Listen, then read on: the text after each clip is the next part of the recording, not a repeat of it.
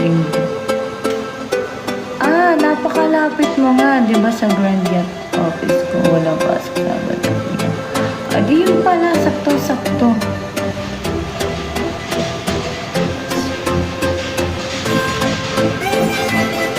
Tapos meron pa doon customer.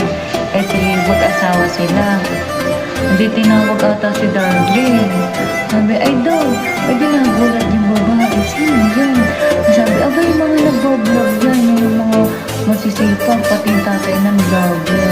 Tapos in-stock si Darlene. Ayan, tinawag si Darlene lang sila. Pag ganun din, ipalo mo din ako. At makaawa.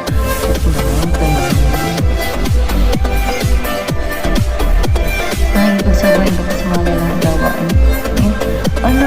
Hindi naman. Ewan ko. Kailan ba ako nag-start mo turuan ni Papa talaga? High school?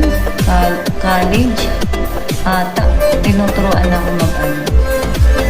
mag-chop dun. Kasi kami nga lang. Kasi nga guys, ano ba? May kwento ko ba? Kasi nga, so kami lang, mahalang kukuha kami ng taga-chop-chop, mahal. So kaya naman namin, nandun naman si Kuya. Tapos, ako ata, at ando si Ate Tin, ako yun. Tapos si Darlene, diba? Kaya naman namin.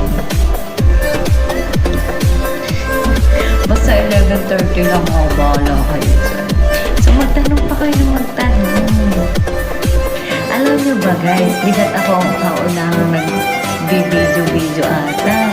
Parang nag-MMA vlog naman. MMA Reels. Tapos may customer. Sabi ko, ako muna mag-chat. Tapos, hindi ko naman kasi alam na naka-video pala yun. Binibidyo naman ni Darlene. Yun. Doon na nag-start. Talaga na, oh my God. Ang daming viewers. Nakakaloka. Naloka kami. Ganyan. So sabi ko, silbi. Tapos, ayun na biglang kumikita na ang ate nyo. So, hindi naman kala kaya saktuan na nakakabumay naman din. Siya magastos, diba?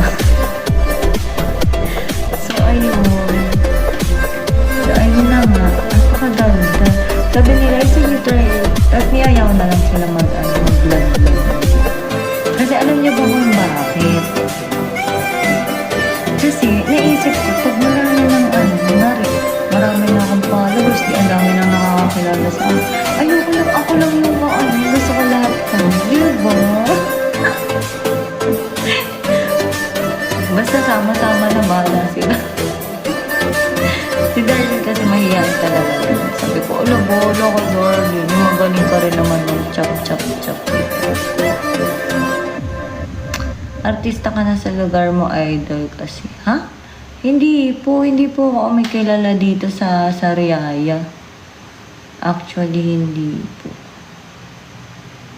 Hindi po kasi kami, ano ba yun?